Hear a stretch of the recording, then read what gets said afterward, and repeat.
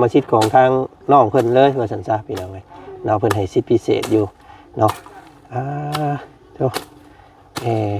เป็นป้าหกเนาะแถวนี้เนาะอันนี้มันเป็นโพนบ่น้องโพนยังอันนี้โพนบ้านเจ้าเอิ้นยังทำมาเป็นโพนไปซี่นี่เอิ้นฮะภาษาชุมเจ้าว่าโปรโลกรรมสิทธิ์ทุกอย่างพี่น้องเลยเนาะบ่ได้กักบ่ได้หยังเนาะขายได้ก็คือถ้าว่าน้องเพิ่นในภายภาคหน้าเนาะเพิ่นสิไปอยู่ทางอื่นทางไกลจำเป็นต้องได้ไปอพยพไปทางอื่นก็มันขึ้นกับสิทธิ์กรรมสิทธิ์ของทางน้องเพิ่นเลยว่าซั่นซะพี่น้องเอ้ยซะพี่น้องเอ้ยโอ้เพิ่นหยุดเฮ็ดเวียกมื้อนี้เนาะสรุปแล้วเดือนนึงเฮ็ดจักมื้อนี่มันบ่ฮอดบ่ฮอดล้านใช่บ่จักพี่น้องเอ้ยเนาะเพิ่นไล่ให้เป็นมื้อเนาะเฮาได้เฮาหยุดก็เพิ่นบ่ได้ไล่ว่าซั่นแบบมีหลายคนมาหัวเขาบอกว่าบ่ฮู้อีกบางคนบอกว่าบ่ฮู้เขาว่าปลาเสียงหวานเด็กเขาก็บอกว่าอยากกินมันเป็นตัวแบบได้ปลาเสียงหวานพี่น้องไงเนาะและน้องเพิ่นบ่ได้เข้าโรงเรียนเนาะน้องเนาะก็เลยบ่เข้าใจคำศัพท์นี่ปลาสงวนคือเพิ่นอนุรักษ์ไว้เนาะบ่ให้กินมันก็มีหลายปลาแล้วอยู่หั่นคิดว่าเป็นปลาแบบเป็นสื่อของปลาประมาณนี้ปลาเสียงหวาน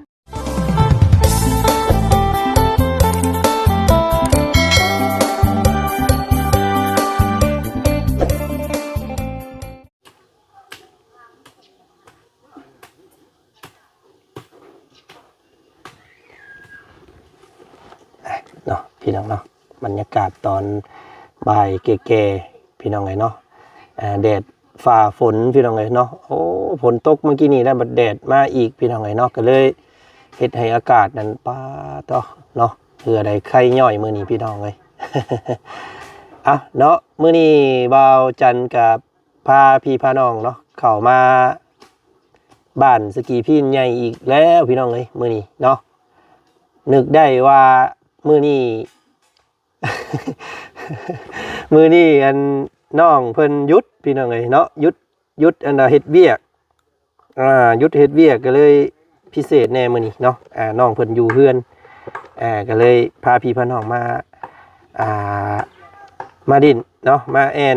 มาอัปเดตน้องเพิ่นเฮ็ดหยังอยู่พี่น้องเอ้ยเนาะก็บ่ได้อยู่ซื่อๆคือเก่าเนาะทางไม้ทางตอกเนาะโอ้เพิ่นได้หลังจากเพิ่นได้รับข่าวดีนี่เพิ่นดีใจได้นี่ตามเบิ่งพี่น้องเอ้ยเนาะทางที่ทางดินถ่าอะไรทั้งนี้เนาะพี่น้องเอ้ยก่อนอื่นก็ทักทายสบายดีพ่อแม่พี่น้องกันอีกรอบหนึ่งเนาะอยู่ในซ่องของเจจันเด้อเนาะอีกซ่องหนึ่งสบายดีเนาะพี่น้องเอ้ยเนาะบ่ได้อยู่บ่ได้เศร้าอีกเลยเนาะหลังจากทางเบาบุญบ้านป่าเพิ่นเข้ามาแจ้งเลยก็เนาะคือสีมองเห็นทิศทางสิจะได้ดินในนี่สัตว์ตามเบิ่งเนาะก็ได้ซ่อมแซมที่ไว้ถ่าก่อนพี่น้องกันเนาะก็คือสิเอาอยู่หม่องนี้เนี่ยน้องๆเนาะเพราะว่าเห็นทางซ่องของเบาบุญสารวัตรเพิ่นถามทางเจ้าของดินเนาะเพิ่นให้สิทธิ์กรรมสิทธิ์ทุกอย่างพี่น้องเอ้ยเนาะบ่ได้กักบ่ได้หยังเนาะขายได้ก็คือถ้าว่าน้องเพิ่นในภายภาคหน้าเนาะ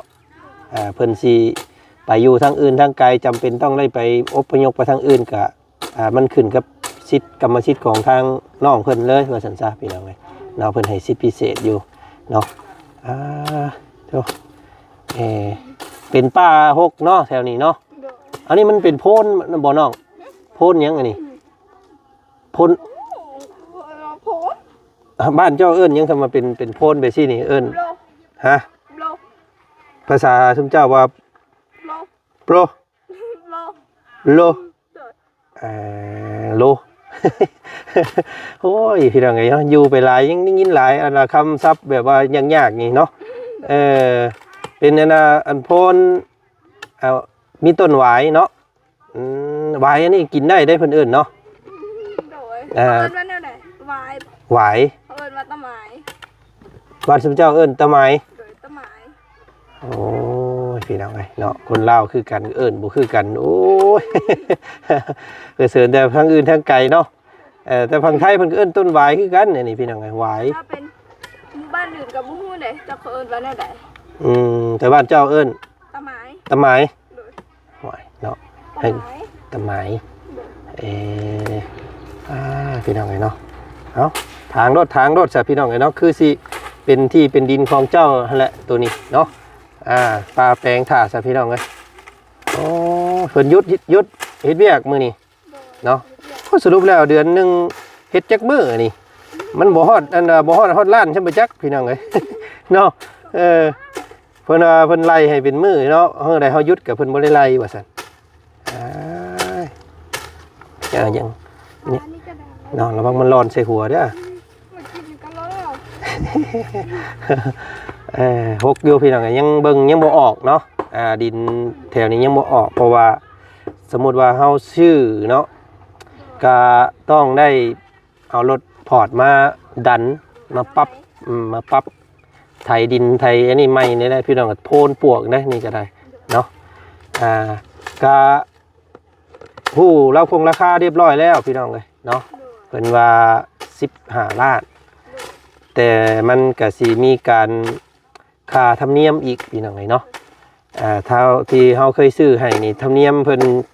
10% มูลค่าของดินเนาะก็ประมาณ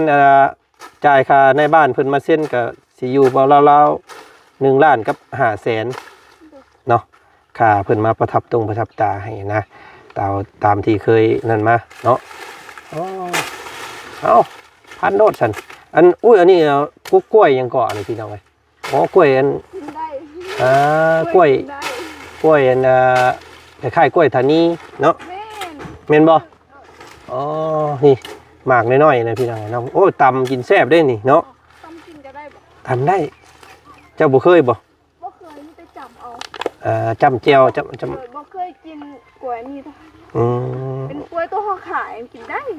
ต นี่กินบ่ได้จ้ะวะ ำตำแซ่บได้ แม่นบ่ บ่เคยเถื่อเลย พี่น้องเลยเป็นกล้วยหมากน้อยๆนี่เอาซ้อมเนาะระวังเหยียบอันขี้เข็บไม่งอดเด้อ6 ซ้ำพี่น้องเลยเนาะมีปลาหวายเนาะหมู่บ้านปลาหวายเป็นยังอันนี้พี่น้องเลยเนาะ ปลาหวายหลายซ้ำเนาะต้นหมักมี่ต้นไผ่ต้นไผ่นี่จำเป็นต้องนั่นอยู่พี่น้องเลยเนาะเขาหดน้ำหดอย่างกินได้ตลอดปี แล้วก็แบบเฮาเฮ็ดบอนอยู่แบบเฮาดินแบบตูบบ่นี่ครับ เนาะมันเย็นเนาะ เดินมันเย็น เ เวลามื้อพักผ่อนพอได้ดิน กินข้าวกับหยังมื้อนี้ มื้อเขาแกงเอาไว้ แกงเอง เจ้าก็แกงเป็นบ่ เป็น แซ่บบ่ แต่บ่แซ่บก็แล้วแต่ผู้มัก ยันบ่แซ่บดอกข่อยเบิ่งครับไป เคยเป็นคนเฮ็ดข่อยก็ต้องบอกว่าแซ่บเพราะว่าพี่มือตัวเองเฮ็ด เนาะ แบบฉันข่อยเฮ็ดว่าแซ่บแล้วค่อยเสียแซ่บ ต้องเฮ็ดเองแซ่บเองเนาะโอ้ ข่อยบ่แซ่บก็บ่ฮู้แหละ บ่เชื่อดอกว่าแซ่บพี่น้องไงเนาะต้องได้ซิมเนาะต้องอันกวดอันยังจูดไว้ก่อนเด้อสน้องเด้อน้ำมูนี่เอาอันไม้ไม่ขาดนั่นหมูมีบ่พี่น้องขาดยังขาดเล็กเลยหมูมีบ่เนาะเอามากวดเนี่ยจูดกลางค่ำกลางคืนโอ้งูเงี้ยวซัมซีนั่นนี่พี่น้องไงเนาะต้นหมากส้มโอประจักษ์นี่เนาะแม่นบ่ ส้มโอก็มีต้นนึง ต้นหมากส้มโอเลยนี่หมากส้มโอนะเนาะหมากเกี้ยงบ่เพิ่นเอิ้นคือเจ้าบ้านเจ้าเอิ้นหมากเกี้ยง เป็นมะเกี้ยง ตายแล้วอันนี้ก็เนาะ บ่แม่นคือต้นมะเกี้ยงไอ้ดิกะมันคือบ่ออกมันคือบ่ บ่เป็นหมากมันบ่งามเว้าเนาะ ต้นโซอมโอ้ยมีแต่แนวกินมาเลยนี่พี่น้องเอ้ยเนาะน้องเพิ่นอันนี้นี่ปลาสงวนอีหลีนี่พี่น้องเอ้ยเนาะปลาแบบว่าอนุรักษ์เนาะปลาแบบปลาสงวนนี่คือปลาอนุรักษ์ไว้รักษาไว้กินเนี่ยนะเนาะ บ่ให้ทำลายนะพี่น้องเอ้ยเนาะโอ้ มาพี่มันฮ้อนมาพี่ อยู่น้ำทะเลก็คือกันเขาบอกว่าปลาบอนนี่เห็นเขาบอกให้หากินเด้อเพราะว่าบอนนี่มีปลาสิงวันเขาเลี้ยงปลาสิงวันเขาบอกว่ามันเป็นแบบได้โตปลาสิงวันเนี่ยค่อย อ้าวปลาสงวนนี่ก็คือแบบว่าเพิ่นห้ามตัดเนาะเพิ่นแบบว่าห้ามตัดรักษาแบบต้นไม้ต้นตอกสัตว์สาอีหยังอยู่ในหั่นน่ะบ่ให้กิน ข่อยบอกน้ำแม่เหรอข่อยอยากเห็นอีดีโตปลาสิงวันเนี่ยมันเป็นแบบใด อ๋อ ข่อยอยากกินน้ อ๋อแบบปลาบ่ปลาสงวน ำปลาสิงวันเขาบอกว่าบอนนี่อ่ะเขาบอกให้หากินเด้อเขาเลี้ยงปลาสิงวันบอกแบบปลาเป็นปลาเขตแดน อ๋อปลาสงวน เลย ปลาสงวนก็คือปลาแบบว่าเพิ่นห้ามกินเนาะก็คือมีทุกปลาแหละ แม่นบอก ก็ คิดข่อยบอกน้ำแม่เขาบอกบอนได้ว่าข่อยอยากไปหากินอยากกินปลาสิงวัน แบบว่าเพิ่นใช้คำว่าปลาสงวนปลาสงวนคือปลาแบบว่าเพิ่นห้ามจับมากิน แม่นบอก แต่ว่ามันก็มีหลายปลาหั่นแหล้วเนาะมันบ่มีปลาสงวนบ่มี แบบมีหลายคนมาหัวเขาบอกว่าบ่ฮู้อีกบอกข่อยบอกว่าบ่ฮู้เขาว่าปลาสิงวันเด็กเขาก็บอกว่าอยากกินมันเป็นตัวแบบได้ปลาสิงวัน อ้ายเป็นยังไงเนาะและน้องเพิ่นบ่ได้เข้าโรงเรียนเนาะน้องเนาะก็เลยบ่เข้าใจคำศัพท์นี่ปลาสงวนคือเพิ่นอนุรักษ์ไว้เนาะบ่ให้กินมันก็มีหลายปลาแล้วอยู่หั่น เขาคิดว่าเป็นปลาแบบเป็นสื่อของปลาประมาณนี้ปลาสิงวันแบบมันมีชีวิตเป็นที่ไหน โมเมนต์เนาะพี่น้องไงเนาะ เข้าใจไหมเนาะวันนี้เนาะตัวน้อยๆแล้วพี่น้องไงน้องเพิ่นเนาะนี่อันอย่าเด้อ วันแล้ว นี่ประมาณสูงเท่าใดเคยอันไปสร้างเบิ่งบ่ 50 บ่อันความสูงนะ 50 150 อ๋อ150เมตร50เซนเนาะทางบาจันนี่ประมาณเมตรอัน65บาจัน68เนาะสร้างเบิ่งติด ตัวเต้ เมตร68ของข่อยนี่ ของเจ้านี่เมตร50เนาะเมตรครึ่งพี่น้องไงเนาะตัวน้อยๆแต่ว่าอายุ20ปีเลยนี่พี่น้องไงเนาะโมเมนต์ว่านั่นนะเกิดวันที่ใดนี่มื้อใดวันเกิด ดอกเบิ้ง เกิดนะโอ้บ่ฮู้แล้วเนาะพี่น้อง เดือน8 เดือน8 เอ้าดอกเบิ้งวันที่ อ๋อเดือน8โอ้เดือนนี้ประมาณอันเดี๋ยวนี้เดือน5เนาะนี่เนาะเดือน4 5 6 7 8โอ้ยังถึง เป็น3 เดือน เนาะยังถึงเติบอยู่เพื่อสิได้อันจัดวันเกิดเคยจัดวันเกิดบ่ เคยอยู่ แต่ว่าจัดย้อนหลังถ้าจัดเดือนนี้แหละเดือนที่ว่าเดือน4บ่ทางเบาดีเป็นคนซื้อเค้กมาให้เบาตูดได้เป่าเป็นครั้งแรกในชีวิต เหมือนเห็นอยู่ในคลิปของเบาลี่เพิ่นเนาะอันเป่าเค้กให้น้องเพิ่นแบบอันนี้บริเวณวันเกิดเจ้าบ่ย้อนให้ซื้อบ่แต่ถ้าเป็นวันเกิดแบบที่ผ่านมาจังซี่แบบมีแต่โทรหาหมู่แบบหมู่โทรหาจังซี่หมู่สิตั้งกลุ่มไว้หมู่เขาจะคนแล้วเขาสิตั้งกลุ่มแล้วก็เอาเข้ากลุ่มแล้วบัดนี้ก็โทรมาบางคนก็มีเค้กแบบเค้กตัวน้อยๆขนมจังซี่ก็ปักเทียนใส่แล้วก็จุดไฟแล้วก็โทรมาก็ตั้งกลุ่มไว้แล้วบัดนี้ก็บางหมู่ก็ซื้อบางหมู่ก็บ่ได้ซื้อแล้วก็ห้องเพลงใส่แล้วก็เฮาเฮ็ดใส่เป้าจังซี่แล้วหมู่ก็เอาลงสตอรี่แล้วก็แท็กหาเฮาเนาะยังบ่ได้เป่าเค้กแบบนี้จักเทื่อโดยแต่นี่ได้เป่าเค้กตัวจริงแล้วเป็น วันที่ยังมันเกิดประมาณวันที่วันที่20เดือน8โดยปี2000เท่าไหร่ก็เกิดปี2006เพราะว่าเดี๋ยวนี้2026เนาะ20ปีพอดีพี่น้องเอ้ยเอ้าอันเพิ่นแก่ยังซั่นนะอันเวลาเข้าเดี๋ยวซุมเจ้านี่อันไปซีเป็นหยังนี่ไปซีบ่หรือว่าตำเอาไปซีบ่ค่อยได้มีเวลาไปตำเนี่ยไปซีด้วยถึงจ้างเพิ่นเท่าไหร่กระสอบนึง2,000บ่แต่บางเทื่อก็บ่ฮอดเพราะว่าบ่ฮู้คือกันยานเขาอีต้นแม่ค่อยน้ำแน่ก็เลยแบบบางเทื่อก็10บางเทื่อก็15เดี๋ยวแต่ว่าอยู่ต้องเสียเงินให้เพิ่นเนาะโดยสิประมาณนั้นแหละพี่น้องบ้านแถวอ้ายนี่สีฟรีแต่ว่าเฮาบ่ได้เอาห้ำเนาะปะห้ำให้เพิ่นปะขี้แกบมันน่ะเพิ่นก็ได้ให้ฟรีแถวอ้าย เนาะแถวนี้จ้างเนาะแถวนี้เนาะ เพราะว่าบ่มีแบบสัตว์หลายเด็กแบบคันมีหมูหลายจังซี่เขาสิเอาอยู่บ่ได้เลี้ยงหมูแต่ยิ่งได้น้อยเดียวก็เพิ่นก็เลยบ่เอาซะเอาเงินสบายใจกว่า บ่ได้ปลูกข้าวปลูกหยังบ่จ้ะ บ่ได้ปลูกมีแต่สวนมัน มีแต่ซื้อเอาเนาะ โดย แบบอันซื้อนี่ต้องซื้อข้าวอันข้าวเปลือกบ่เวลาเฮาซื้อนี่ ซื้อแล้วซื้อข้าวเปลือก ซื้อเป็นกระสอบข้าวเปลือกเอาเนาะสอบหนึงเท่าใด 300,000ตอนน้ำมันขึ้นแฮงอะลี เนาะแพงอยู่เลยพี่น้องไอ้สอบละ300,000เนาะผมอันบ่จันขายข้าวมื้อนั้นตกอยู่กระสอบละประมาณ200,000น้อยๆนี่แหละเนาะอันนี้โอ้แพงอยู่เด้อเนาะเกือบกระสอบละ500แบบตอนน้ำมันยังบ่ขึ้นเลย280,000หรือว่า270,000แต่อันนี้เขาขึ้นตอนซื้อตอนน้ำมันขึ้นก็คิดว่าน้ำมันขึ้นอีกจังซี่น่ะแบบซื้อเผื่อความซายาน้ำมันสิขึ้นอีกแต่แบบนี้น้ำมันลงแน่สูงแต่ก็ยังไม่ได้ลงหลายเนาะลิตรนึงตั้ง40เดี๋ยวอันก็40 กว่าพันหั่นน่ะสิอยู่บนลาวนี่ตลอดแล้วบัดนี้เนาะคือสิบ่รุดกว่านี้ คือว่าถือแท้ เนาะ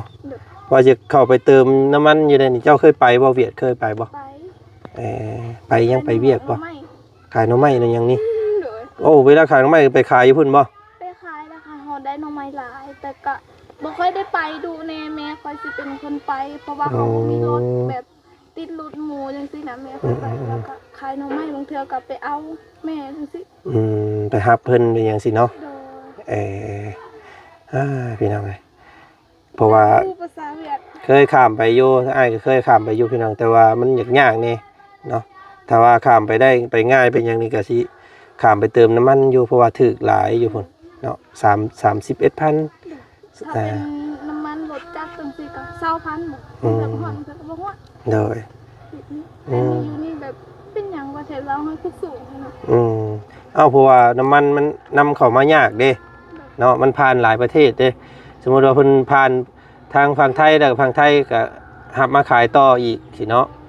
แต่ว่าทางประเทศเวียดเพิ่นน่ะเพิ่นเข้ามาทางทะเลแล้วก็มันก็เป็นราคาน้ำมันถึกเนาะเพิ่นบ่ได้นำผ่านประเทศอื่นเข้าเด้ โดยโหประเทศเฮาก็มีทะเล เนาะเคยไปไกลสุดนี่ฮอดไสเจ้าแต่เคยไปจากบ้านไกลที่สุดเลย ยังน้อยหันไปหอดสวรรค์อยู่เพราะว่าไปเติมเลือดให้แม่เฒ่าทางฟังแม่ค่อยเป็นแม่ค่อยบ่ฮู้เอิ้นว่าแนวใด ห้องหมอแขงพุ โดย เคยไปฮอดพุ่นแล้ว โดยตั้งแต่น้อยแต่ย้ายมาเดี๋ยวนี้หันก็ไปไกลอยู่เด้ฟังเวียดนี่ตอนเฮ็ดเวียกอยู่บ้านสมูนนี่ก็ถือว่าไปฮอดทะเลน้ำทะเล เอาบ่เรื่องเฮ็ดเวียกนี่ว่าพี่มันอยากมืดนิดนึงพี่เนาะเอาไปเฮ็ดเวียกยังแน่แล้วอันตั้งแต่จำได้ตั้งแต่น้อยมานี่ มีแต่ขายเครื่องให้เวียดบ่แม่นคนเวียดก็เป็นคนอยู่บ้านนี่ก็ส่วนหลายก็สิเป็นคนเวียดนาม เพิ่นมาเปิดห้านอยู่พี่ โดยเพราะว่าเพิ่นมาเปิดห้างลายแล้วเพิ่นก็เอากลับมาก่อนสิลูกเป็นแม่บ้าน งานแรกเด้ออันนี้ไปขายยัง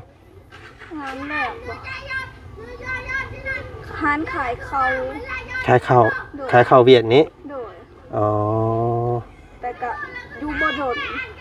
เพราะว่าบ่ฮู้คือกันแบบหาก็เข้ามาใหม่แบบยังบ่ทนเวียกงานจังซี่น่ะเขาสิอยู่เฮือนแบบมันก็สิเป็นอีกแบบนึงแบบเฮาไปเฮ็ดเวียกแล้วมันสิเป็นอีกแบบนึง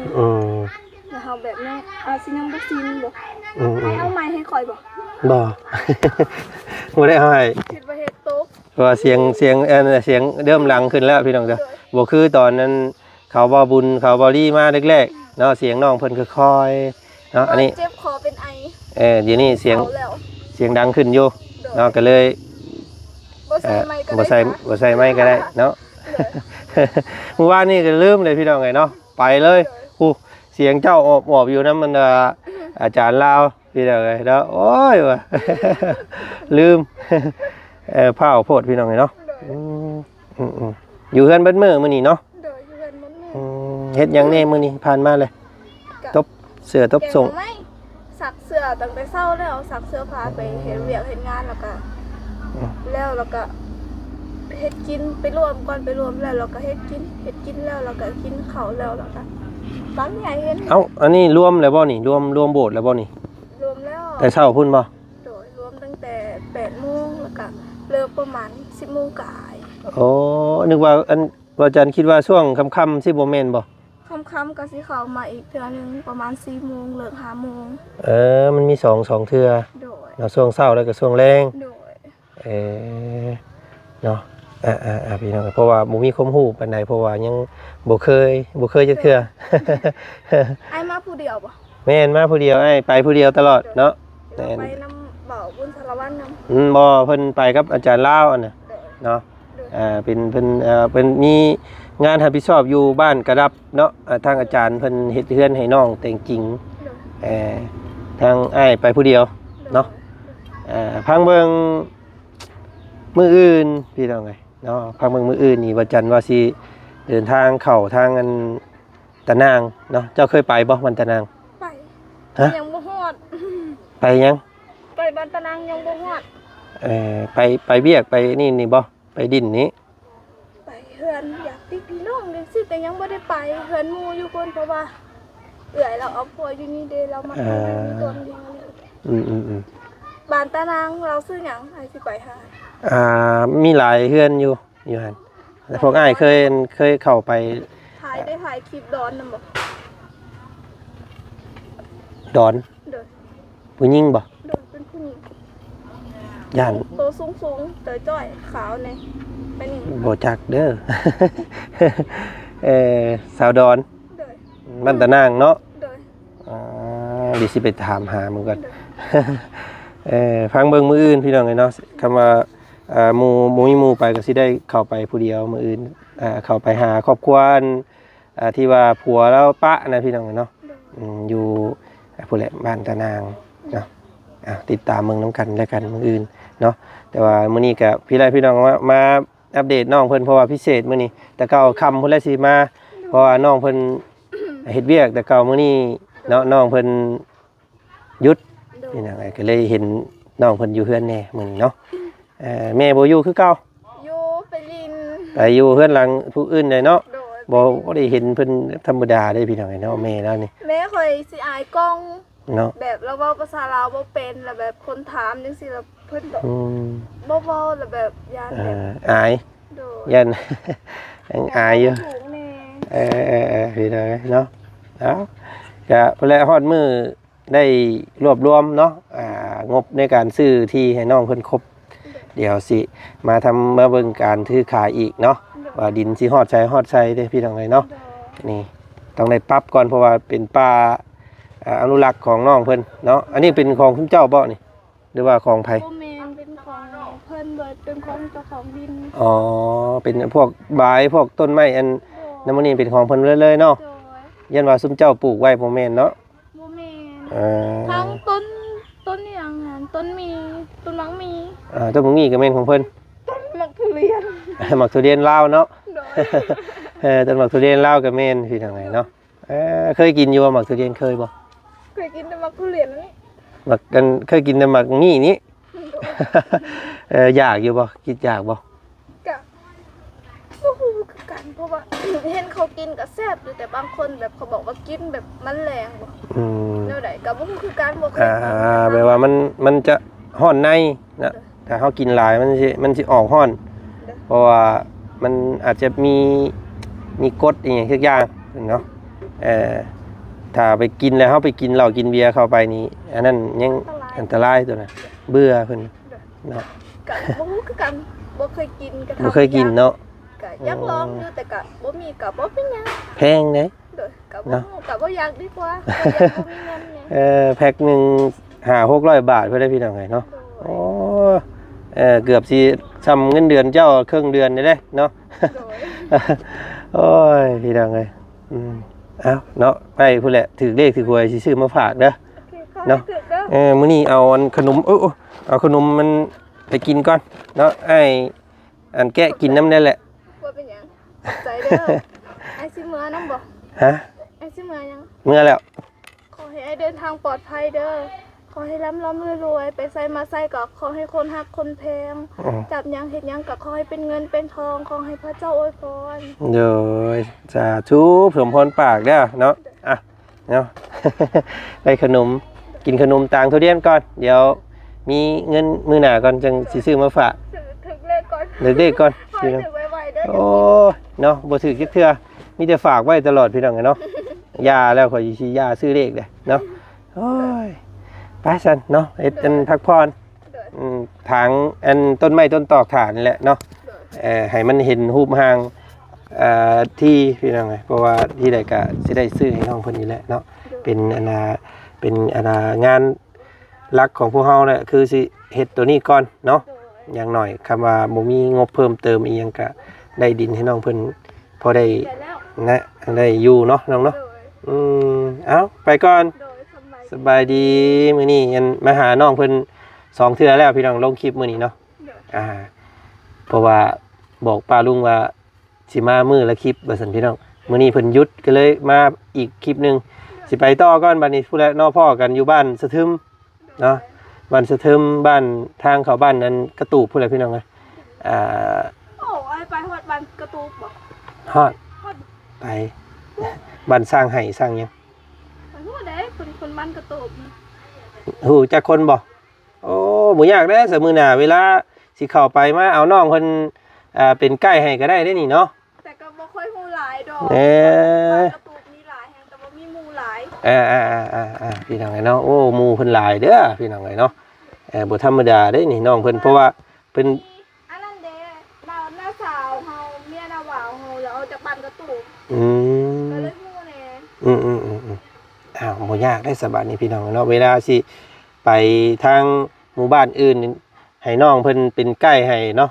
เป็นใกล้นำทางเพราะว่าพวกเพิ่นฮู้แก้วฮู้ภาษาเด้เนาะ แม่นอยู่พูดทันเขาบ่ค่อยฮู้ภาษาลาวแหละ แม่นพี่น้องไงเนาะเพราะว่าเคยเข้าไปฮอดบ้า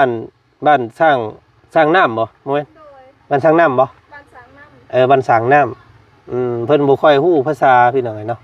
เคยไปกับเขาเบาเตียงเพิ่นแต่ก่อนพุ่นเดี๋ยวนี้ทางยากก็เลยบ่ค่อยได้ไป แม่นฝนตกนี่คือแบบ โดย ใช่ เนาะก็มาดินน้ำกีฬาเพิ่นมื้อนี้พี่น้องไงเนาะก็มาลุ้นกันเนาะสิ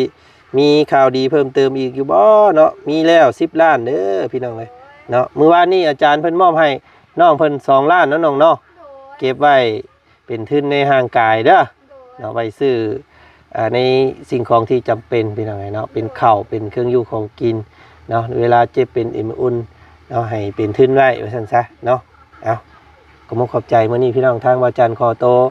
เดินทางไปทางอื่นต่อก็เนาะฮ้อนเนาะพี่น้องเนาะหากินข้าวเที่ยงก่อนยังบ่ได้กินข้าวเที่ยงไปพี่น้องเนาะว่าสิมากินแกงหน่อไม้น้ำอีหล่าเพิ่นก็กินเบิดปะเลยว่าซั่นโอ้ย